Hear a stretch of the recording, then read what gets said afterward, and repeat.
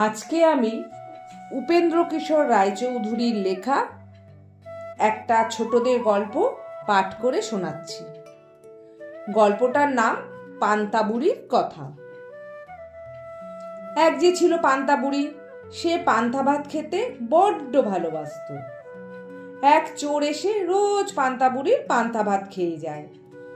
তাই বুড়ি লাঠি ভর দিয়ে রাজার কাছে নালিশ করতে চলল। পান্তা বুড়ি পুকুর ধার দিয়ে যাচ্ছিল।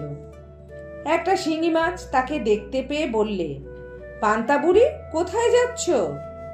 পান্তা বুড়ি বললে, চোরে আমার পান্তা ভাত খেয়ে যায়, তাই রাজার কাছে নালিশ করতে যাচ্ছি। শিঙি মাছ বললে, ফিরে যাবার সময় আমাকে নিয়ে যেও, তোমার ভালো হবে। পান্তা বুড়ি বললে, আচ্ছা। তারপর পান্তা বুড়ি বেলতলা দিয়ে যাচ্ছে। একটা বেল মাটিতে পড়েছিল। সে বললে, পান্তা বুড়ি কোথায় যাচ্ছ? পান্তা বুড়ি বললে, চোর আমার পান্তা ভাত খেয়ে যায়, তাই রাজার কাছে নালিশ করতে যাচ্ছি। বেল বললে, ফিরে যাবার সময় আমাকে নিয়ে যেও, তোমার ভালো হবে। পান্তা বুড়ি বললে, আচ্ছা। তারপর পান্তা বুড়ি পথের ধারে খানিকটা গোবর দেখতে পেল। গোবর বললে, পান্তা বুড়ি কোথায় যাচ্ছ? পান্তা বুড়ি বললে, চোরে আমার পান্তা ভাত খেয়ে যায়, তাই রাজার কাছে নালিশ করতে যাচ্ছি। গোবর বললে, ফিরে যাবার সময় আমাকে নিয়ে যেও, তোমার ভালো হবে।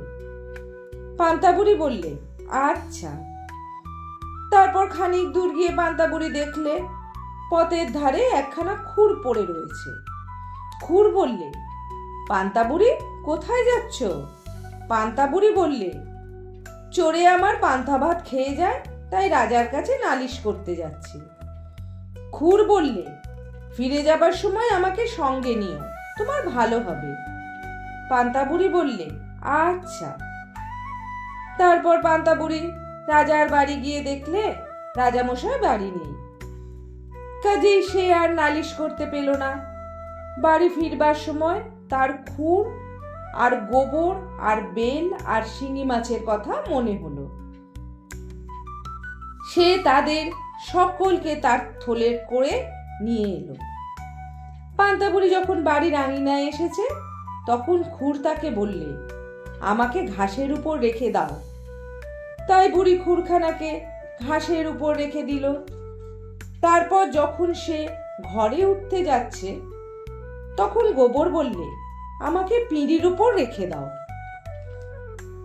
তাই বুড়ি গোবরটাকে পিঁড়ির উপর রেখে দিল। বুড়ি যখন ঘরে ঢুকলো, তখন বেল বললে, আমাকে উনুনের ভেতর রেখে দাও। শুনে বুড়ি তাই করলো। শেষে শিঙি মাছ বললে, আমাকে তোমার পান্তা ভাতের ভিতরে রাখো। বুড়িও তাই করলে। তারপর রাত হলে বুড়ি রান্না খাওয়া সেরে ঘুমিয়ে রইল। ঢের রাত্রে চোর এসেছে। সে তো আর জানে না সেদিন বুড়ি কি ফন্দি করেছে। সে এসেই পান্তা ভাতের ভিতর হাত ঢুকিয়ে দিল। সেখানে ছিল শিঙি মাছ। সে চোরের বাছাকে এমনি কাঁটা ফুটিয়ে দিল যে তার দুই চোখ দিয়ে জল পড়তে লাগলো। শিঙি মাছের খোঁচা খেয়ে চোর কাঁদতে কাঁদতে উনুনের কাছে গেল। তার ভিতরে ছিল বেল। চোর যেই আঙ্গুলে তার দেবার জন্য উনুনে হাত ঢুকিয়েছে, অমনি পটাশ করে বেল ফেটে তার চোখে মুখে ভয়ানক লাগলো। তখন সে ব্যথা আর ভয়ে পাগলের মতো হয়ে যেই ঘর থেকে ছুটে বেরুবে, অমনি সেই গোবরে তার পা পড়েছে। তাতে সে পা হড়কে ধপাস করে সেই গোবরের উপরেই বসে পড়ল। তারপর গোবর লেগে ভূত হয়ে বেটা গিয়েছে ঘাসে পা মুছতে। সেইখানে ছিল খুর। তাতে ভয়ানক কেটে গেল।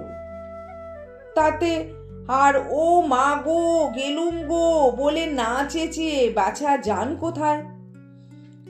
তা শুনে পাড়ার লোক ছুটে এসে বললে, এই বেটা চোর, ধর বেটাকে, মার বেটাকে, কান ছিঁড়ে ফেল।